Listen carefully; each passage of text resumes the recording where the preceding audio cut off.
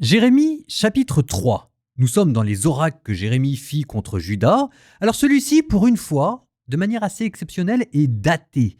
On vous dit qu'il est au temps du roi Josias. Pour l'instant, ça ne vous dit rien. On en entendra parler seulement à la fin du livre des rois. Il y a simplement besoin de savoir qu'il fait partie des bons rois. Donc c'est bien. Il fait partie des rois réformateurs qui ont essayé de remettre au goût du jour le culte de Yahvé. Et pourtant, les oracles de Dieu contre Juda continuent. Il y a peut-être là une leçon. Alors, nous allons écouter ce chapitre, un chapitre qui est divisé en 3 grandes étapes. Je me permets de vous les indiquer rapidement en introduction. Je me dis que ça peut toujours vous aider pour raviver votre attention et ne pas être totalement perdu dans tous ces oracles qui s'enchaînent. 3 étapes. La première va être une comparaison assez curieuse d'ailleurs.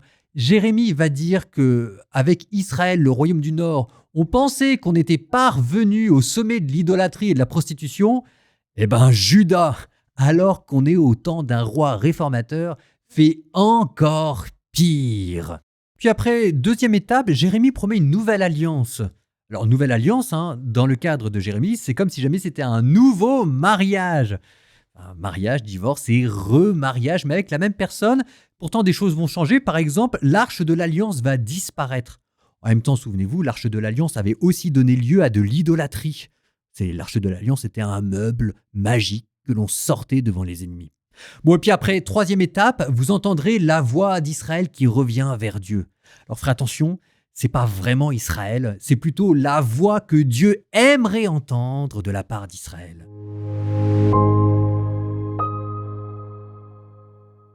Le Seigneur me dit au temps de Josias, « As-tu vu tout ce qu'a fait l'infidèle Israël ? Elle allait sur toute montagne, élevée sous tout arbre vert. As-tu vu ce qu'a fait l'infidèle Israël ? Elle allait sur toute montagne élevée, sous tout arbre vert, pour s'y prostituer. Je me disais, après avoir fait tout cela, elle reviendra vers moi. Mais elle n'est pas revenue. Sa sœur, Juda la perfide, a vu. Et moi, j'ai vu quand j'avais renvoyé l'infidèle Israël à cause de tous ses adultères et lui avais donné sa lettre de répudiation. Juda, la sœur perfide, n'en a prouvé aucune crainte.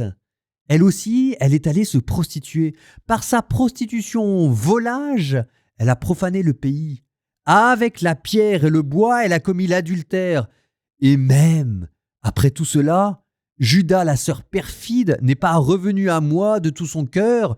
Ce n'était que mensonge, oracle du Seigneur.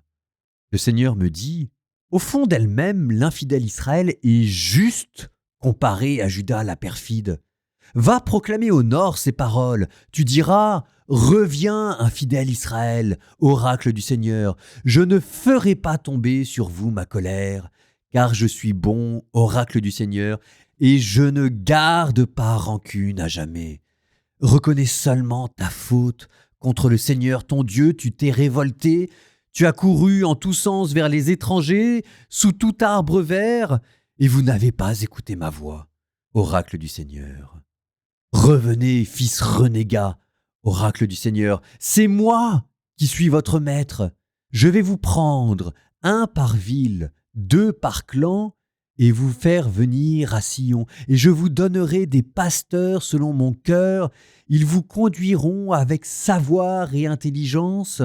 Quand vous vous serez multipliés, quand vous aurez fructifié dans le pays, en ces jours-là, oracle du Seigneur, on ne dira plus « arche de l'alliance du Seigneur », on ne gardera plus mémoire de l'arche, on ne s'en souviendra plus, on ne s'en occupera plus, on n'en fera pas une autre. En ce temps-là, on appellera Jérusalem « trône du Seigneur ». Toutes les nations convergeront vers elle, vers le nom du Seigneur à Jérusalem. Elles ne suivront plus les penchants mauvais de leur cœur endurci. En ce jour-là, la maison de Juda ira vers la maison d'Israël. Ensemble, elles viendront du pays du Nord vers le pays que j'ai donné en héritage à vos pères. Or, moi, je m'étais dit, comment te placer au rang des fils et te donner une terre désirable, un splendide héritage, toute la splendeur des nations. Je disais, Tu m'appelleras mon père, tu ne te détourneras plus de moi, mais comme une femme qui trahit son compagnon, ainsi m'avez-vous trahi, maison d'Israël, oracle du Seigneur.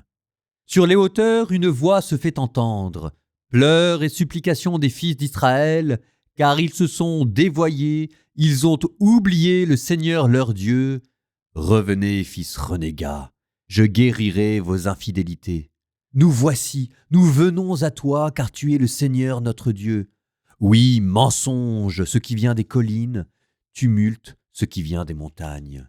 Oui, le salut d'Israël est dans le Seigneur notre Dieu. La honte a dévoré le travail de nos pères depuis notre jeunesse, leurs petits et leurs gros bétail, leurs fils et leurs filles. Couchons-nous dans notre honte, que notre confusion nous couvre, car nous avons péché, nous et nos pères, contre le Seigneur notre Dieu, depuis notre jeunesse jusqu'à ce jour, et nous n'avons pas écouté la voix du Seigneur notre Dieu.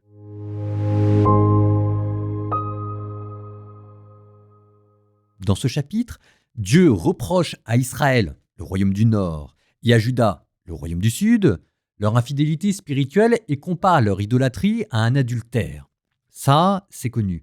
Mais il y avait ce verset, plus surprenant et sur lequel j'avais attiré votre attention en introduction.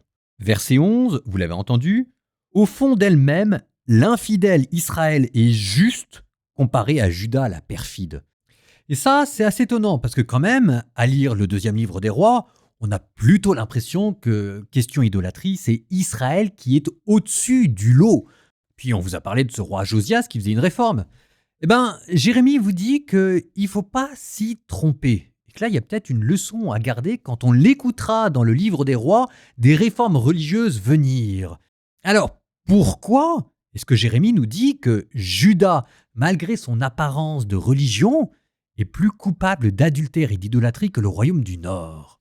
Alors, ce qu'on sait, on ne l'a pas encore vu. Mais bon, ça, c'est pas vraiment spoil parce que c'est quand même connu. C'est que le royaume du Nord va être le premier à tomber sous les coups de l'Empire assyrien. Que ça, normalement, pour le royaume du Sud de Juda, ça aurait dû constituer un avertissement et une leçon. C'est-à-dire qu'Israël avait au moins l'excuse de l'ignorance, Juda n'aura plus, lui, cette excuse. La deuxième chose, c'est, ok, Israël au Nord est païen. Mais vraiment païen. Dans les sanctuaires de Dan et de Bethel, il y a des veaux en or, on a retrouvé des autels au dieu Baal, et on a même retrouvé une inscription, l'inscription dite de Kuntilet Arjun. Et dessus, on a trouvé cette prière, enfin je vous la cite quand même parce qu'elle est étonnante. « Je te bénis par le Yahvé de Samarie ainsi que son Ashéra. Dans le royaume du Nord, on croyait que le Dieu d'Israël, le Dieu de Moïse, Yahvé, on croyait qu'il avait une femme. » Ce qu'on appelle une déesse consort, qu'on nommait Ashéra, vraiment comme les Philistins. Donc, question idolâtrie, il faisait fort. Mais au moins, il se cachait pas, quoi. C'était franc du collier.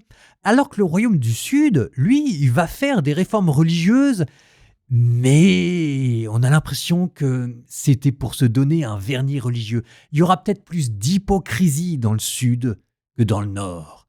Ah oui, il y a peut-être une réforme au temps du roi Josias. N'empêche que l'archéologie a montré que ça n'empêchait pas les sanctuaires païens de la campagne de continuer de fonctionner. Et à Jérusalem même, on a continué de trouver des statuettes d'idoles et d'Astarté. Et puis, mais ça je le spoile pas, parce que je le garde pour la suite, il y a encore autre chose dans cette réforme religieuse, on verra. Dieu, il n'achète pas. Ça veut dire qu'en fait, Juda n'avait pas sincèrement changé. Et ça vous montre aussi quelque chose qu'il y avait en Juda et qu'il n'y avait pas dans le royaume du Nord en Israël. Dans le royaume du Nord en Israël, il n'y avait pas d'hypocrisie religieuse. Il y avait de l'idolâtrie et elle était pratiquée à la vue de tout le monde et on savait qu'il y avait là, mais au moins on ne se cachait pas. Alors que dans le Sud, vous avez une réforme religieuse officielle, mais on garde un cœur rebelle. Il y a un double jeu religieux dans le Sud qu'il n'y a pas eu en Israël. Souvenez-vous, l'hypocrisie religieuse, ça ce sera le grand péché que dénoncera Jésus en son temps. Malheur à vous, scribes et pharisiens hypocrites, parce que vous êtes semblables aux sépulcres blanchis à la chaux, magnifiques à voir de l'extérieur, mais qui à l'intérieur sont remplis de pourriture et d'ossements. Eh bien, elle date de là, l'hypocrisie du Sud. Ça vous donne ce verset de Jérémie 3,10. « Malgré tout cela, sa sœur Juda, la perfide, n'est pas revenue à moi de tout son cœur, mais avec tromperie. » Alors, quand même, ça mérite d'être dit, hein, vous ferez attention parce que, à travers Judas, c'est de vous qu'on parle, mes petits bichons.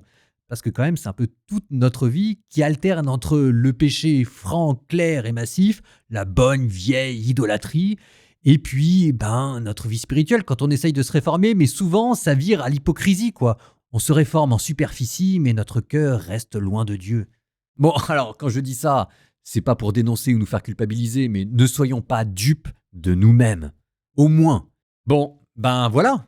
Plus on reçoit de lumière, et Judas en avait reçu beaucoup, nous encore plus avec l'Évangile, et plus on a des responsabilités devant Dieu. Jésus nous a dit, celui à qui on a donné peu, on demandera peu, mais celui à qui on a donné beaucoup, on demandera beaucoup. Et vous, mes petits bichons encore, on vous a donné beaucoup. Nous terminons par une prière. Au nom du Père et du Fils et du Saint-Esprit. Amen. Seigneur, nous te confions notre vie spirituelle. Nous te demandons la grâce de pouvoir comprendre et de voir les avertissements que tu nous donnes et d'en tenir compte. Seigneur, nous te demandons de ne pas avoir l'excuse de l'ignorance. Seigneur, nous te confions toutes nos réformes religieuses, tous nos grands plans magnifiques pour essayer de devenir devant ta face saints, sans reproche, purs et immaculés, et qui à chaque fois se terminent mal. Seigneur, tu connais notre faiblesse. Nous te demandons de voir dans nos échecs, non pas d'abord la faiblesse de notre cœur, mais le désir sincère d'un jour d'y arriver. Ne te lasse pas de nous, Seigneur. Et nous te confions notre propre hypocrisie. Nous te demandons de pouvoir briser le miroir, de pouvoir briser l'apparence de religion que nous-mêmes nous nous donnons, de briser toute cette sorte de maquillage avec lequel nous enrobons notre vie spirituelle et le témoignage que nous rendons à l'Évangile.